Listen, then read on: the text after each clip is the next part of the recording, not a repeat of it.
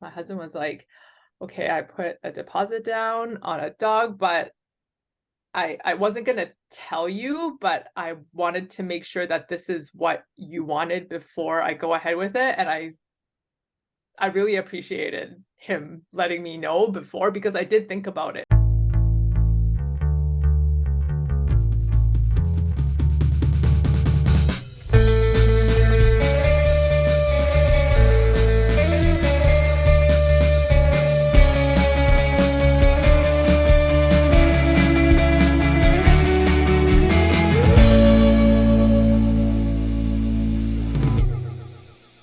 Malinois right there. Like, I know, my gosh.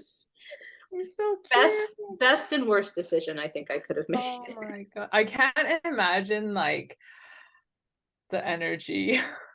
It's wild. It's very wild. And I was like, I've got it. I'm prepared. And then what happened when it ended up happening was I'm like, I'm gonna like do decompression walks. We're gonna like do adventures. She would get so wound up that she would just escalate in her behavior. So I would have to like decompression her from a decompression walk. Oh And my so God. I ended up hiring another trainer because I'm like, I don't know what else to do with this dog. Yeah. Like, working. So she was like, do shorter walks and like, you know, just do shorter, more frequent walks instead. And that really, Okay. really helped.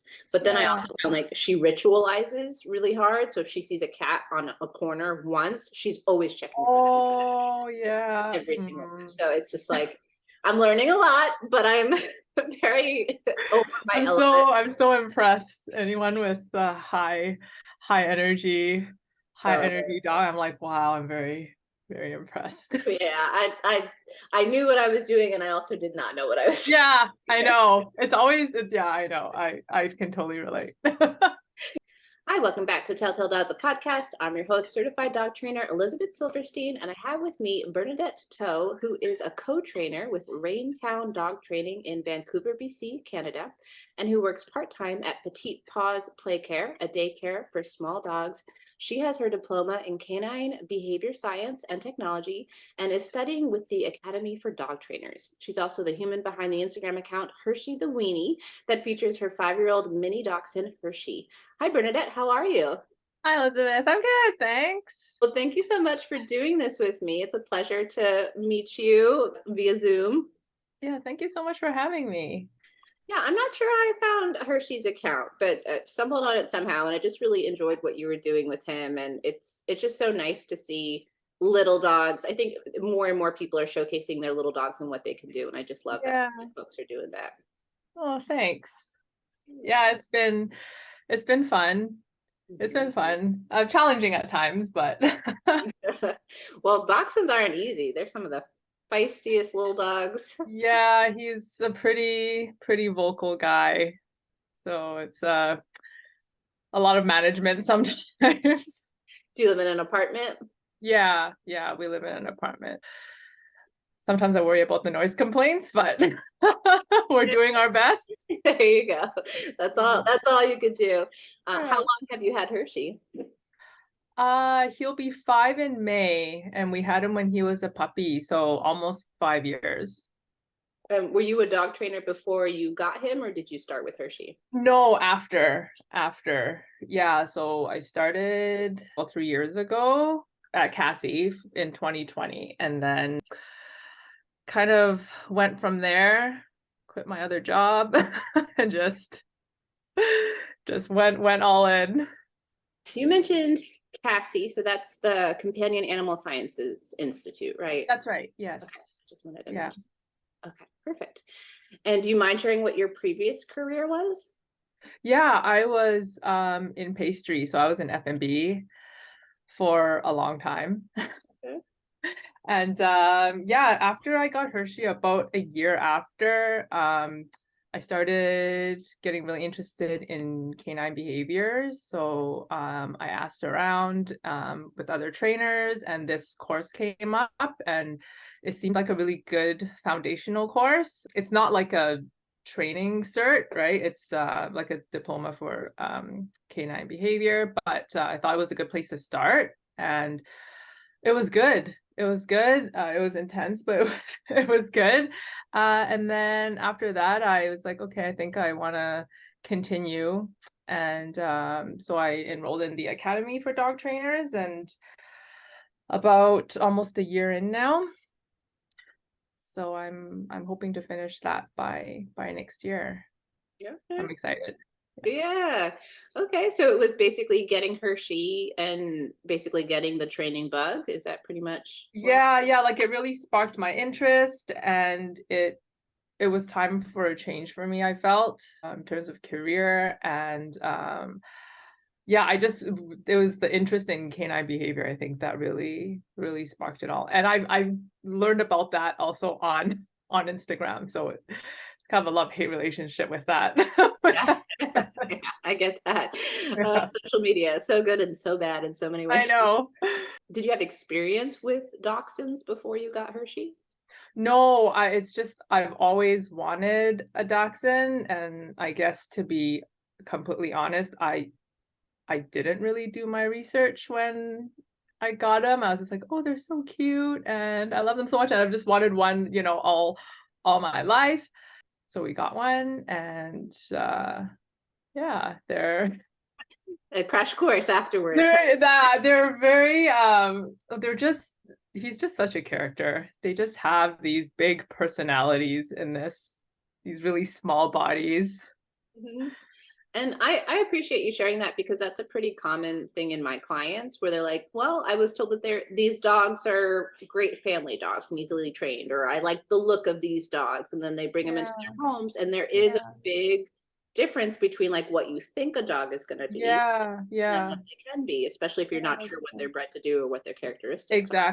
Exactly. So I highly recommend people look into what the dog they want is bred for Mhm. sure. Because, if you don't like barking, if you don't enjoy barking, you probably wouldn't consider getting a dachshund. And if you don't want to do anything with your dog, then definitely don't get a dog. Yeah, exactly. Yeah. Yeah, but I love him, and he's great. He definitely has some big feelings. So we're working on that. But otherwise, he's great. Mhm. Yeah, and it's okay to talk about the challenging parts. I know. Yeah. My dog. Dogs are very rewarding, but also can be, as she pops up again, um, Yeah. they can be really, really challenging sometimes. Yeah. Yeah. You had this interest, you decided to pursue getting an education and learning more about behavior. And then you're doing a couple of different things too. So you were a co-trainer with Raintown, and then you Right. work part-time at a daycare for small dogs. So I'd love to start with, which Yeah. came first, the daycare or the training? Oh my gosh, that story is like so intertwined, because I was looking to work with dogs in kind of just any capacity, right? Like in 2020. So I put out like a story on Instagram, like I'm looking to work with dogs. And then this girl I've been following came back and said, hey, I'm looking for someone. I manage a daycare. And then I think around in December, I started kind of doing a couple days. No, this was the year before. So it's been like a little over a year.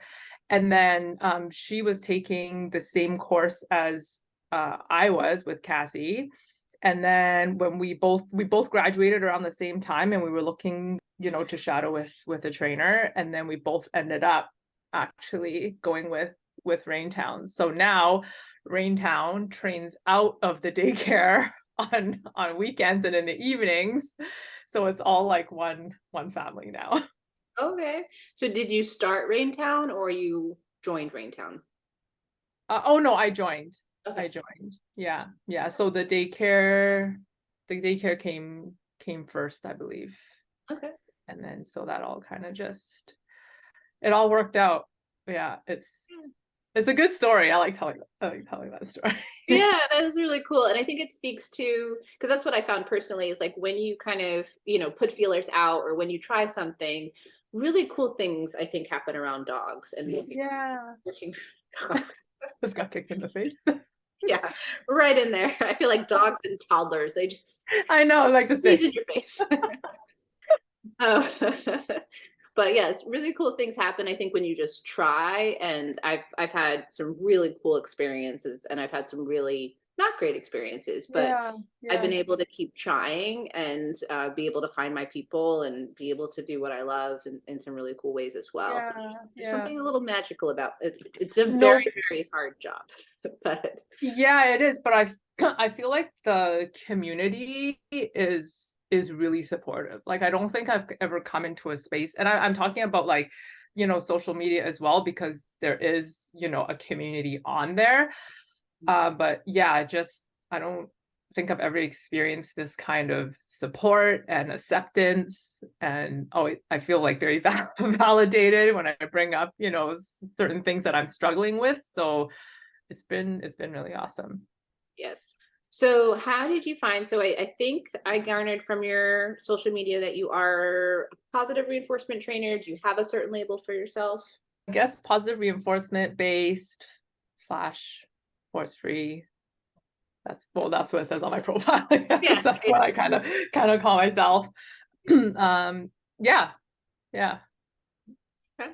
And how did you find those methods? Was that just built into the curriculum? Did you explore different methods? No, I don't remember exactly when. I think it might have been like a year into when we had Hershey. I kind of stumbled upon positive reinforcement on Instagram, and at that point it was just all like I didn't know what that was. So I looked into it, and then I started learning about, like the four quadrants and stuff, and that was even more confusing, like all these terms. But the more I looked into it, the more people I found that were positive reinforcement based, and then it just kind of snowballed from there. And then I just looked into it. So I guess the good thing about that is that I kind of had, a basic idea of what it was going into taking CASI, which made it a little bit easier. So I wasn't like a blank slate, when I went in. So I already had a little bit of background and had looked into it a little bit. And then it was interesting to me that you're at a daycare for small dogs, and that was kind of just almost coincidental, right? You didn't, Yeah, but yeah, yeah. It just so happened that it's a small dog daycare, and it's like, oh, I have a small dog, but it's yeah, I've never, worked in a daycare or a space with like really big dogs. I'm sure that's very different. But with small dogs, I mean, I wouldn't say they're easier to manage. I mean, there's still a lot of management going on there. I mean, in terms of any incidents that happen, it is easier to resolve because they are smaller. I imagine it would be a lot harder to do that with bigger dogs, but it's been an experience, and I'm glad that I have this chance to kind of work with a lot of dogs in one space. I worked at a doggy daycare for about 6 months, I think, and you don't learn body language quicker than when Oh you're my gosh, yeah.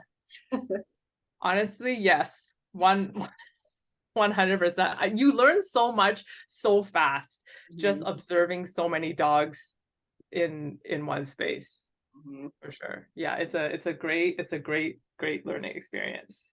It is, yes, especially if you have like a good setup and support from, the managers and all of that. Yeah, That yeah, I feel yeah. like doggy daycares can go south really quickly if you're just kind of Yes, yes, thrown yeah. to the And wolves. I'm actually really fortunate to work with people there who do have experience with dogs. So the majority of the people there, like they know how to like read body language, and they've taken courses and things. So that definitely is a plus. Yes, yeah. Does Hershey go to work with you, or does he not enjoy doggy daycare? No, he does not enjoy it. Only when I absolutely have to and I don't have a choice, I'll bring him. Otherwise, I feel like he's happier at home. Yeah, it's not for every dog, for I sure. know, no, definitely not. Definitely not. And are you from Canada? Yes. Yeah, I'm from BC. I was born and raised in Vancouver. So the weather's nice now. Usually it's rainy. You're on that West Coast, right? So yeah, That tends West to Coast, be like pretty most West. yeah. Yeah. Okay. And then did your love of dogs come from somewhere? Did you grow up with dogs, or it was just something you stumbled into as an adult? No, I didn't. I've always wanted a dog. And we ended up as kids, we had a cat, we had fish, and we had a hamster, but no dogs. And then I think it was for our anniversary. No, it was for my birthday. My husband was like, okay, I put a deposit down on a dog, but I wasn't gonna tell you, but I wanted to make sure that this is what you wanted before I go ahead with it. And I really appreciated him letting me know before, because I did think about it, for about a week before I said yes. So it wasn't just like a puppy in a box. Happy birthday. Yeah. So yeah, that was yeah, it was weird that I've wanted a dog all my life, but I'm glad I still thought about it. Mhm. And I mean, even though I did, and I was like, okay, let's do this, it's never what you think it's gonna be, raising a puppy. You learn so And much so quickly. yeah, like right off the bat, it's just like, okay, now we're in charge of this little living being. Hmm. It's so stressful. I know. I don't actually remember, like, I remember the good parts.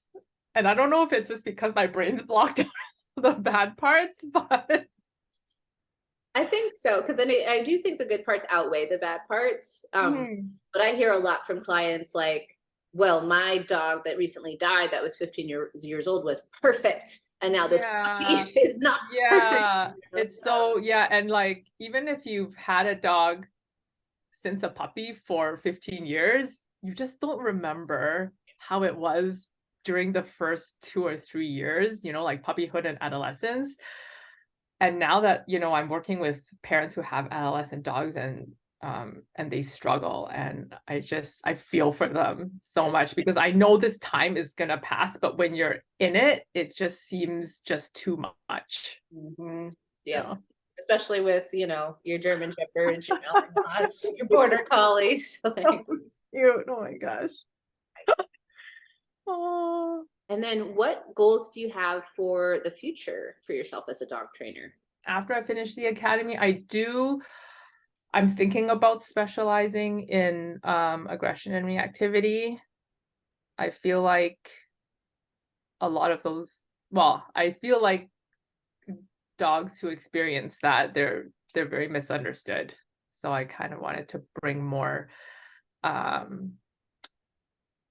information and knowledge on that aspect. Yeah, because Hershey does have I call it big feelings, but he does exhibit reactive behaviors. And because he's a small dog, people aren't scared, and they make comments, and they're less likely to give us space, whereas I feel like if I had a bigger dog, they would have no problem giving us space. But just being able to relate to other people who are going through kind of the same thing, I think is really big. Just connecting with a lot of people.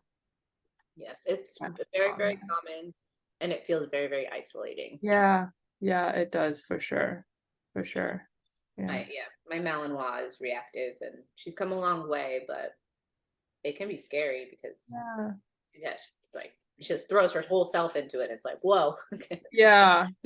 Like, I can't imagine how it is with a bigger dog. Yeah. Yeah, it can be tough, but she's doing pretty good. We're gonna turn in those triggers into cues. We gotta work with cats too. She wants to get the cats. Yeah. Not No. allowed. So you describe Hershey as a small boy with big feelings, and that's tied to his reactivity, or is that just how he lives life, just with like big extreme emotions? It's mostly, I mean, he does have a big personality, but it is feelings that he has towards mainly dogs. I mean, people, yes, but dogs we have issues with. I can't remember when that started, because I remember just as a puppy, he was just like, I'm like, this dog doesn't bark. Are you sure we have a dachshund? And somewhere along the way, I mean, we had a couple not great interactions with bigger dogs. I can't say whether that's what caused it. Yeah, we're working on it now. So it's work in progress. Yeah. Yes, and it gets easier. I know it's hard, especially when you're working on things in increments to like see progress. So Yeah. but it's there, it's happening. Yeah. And it's also like, environment plays such a big role in that. And in our area, it's just so dog friendly, and so many people have dogs here. So it's more difficult just to manage the environment in terms of trying to avoid triggers. I mean, even like jingling dog tags, right? Well, Instant alert, right? Like, where are they? yeah. And his triggers have become my triggers, right? So if I hear it before him, my shoulders just Yeah. Oh no. tense up. I'm like, oh my God. Yeah. Yeah. It's always the time I don't check the peephole that there's a dog, right? Yeah. Yes. Yeah. Like, we'll be fine. And then nope, Oh it's my over. gosh. Yeah. When did you start the Hershey the Weenie Instagram account? Well, I started it when we brought him home, so almost 5 years ago, but I would say I probably didn't start getting into it until about 2 years ago, like actually consistently making content and stuff. And before that, it was just like cute pictures of my dog. And then now, as I learn more, I'm trying to put out like more information with like a little side of humor, like trying to make it a little funny, because I mean, you do get into very sensitive topics, right? And things that are kind of heavy. So bringing a little humor into it, it's kind of lighten things up a little bit. Yes. Yeah, it is helpful. And I think also with humor and like connecting with people, because that can really help, because people do feel alone, especially if they're struggling with reactivity. Yeah, for sure. All right, Bernadette. Well, I think that was all the questions that I had. Was there anything else that you wanted to add? No, I don't think so. I wasn't ready for that question. Do you have any questions for me? Awesome. And where can folks find you if they want to follow along with your journey or Hershey's journey? I'm on Instagram, so Hershey the Weenie. Yeah, it's I feel like Instagram is already enough. Like I kind of tried to venture into TikTok. It's too much. It's a lot. Yes. Well, I will link to that so people can find you there. And then, all right. So I will do the little sign off. And at the very end, I'll have one final question for you. Okay. Sure. This has been Telltail Dog, the podcast, with your host, Elizabeth Silverstein, certified dog trainer in Central Arkansas, and my guest today, Bernadette Tow. Music has been provided by Jim Giago of 7 Second Chance. Find more of his work on iTunes and Spotify. And stick around for after the music for some final advice from Bernadette. Well, Bernadette, before we sign off completely, what advice do you have for someone who's thinking about bringing home a small dog, or who maybe has a small dog at home with some big feelings of their own? Ooh, good question. I think getting comfortable with advocating for your dog in whichever way, is most comfortable for you, because like I'm not a very confrontational person. So like I use like leash flags to kind of, tell people, how my dog feels. But if other people are comfortable just being more vocal about it, I think that's really important, because sometimes I feel like small dogs don't get as much respect as big dogs do when they ask for space. And that's kind of one thing that kind of I really want to work on is advocating for my dog.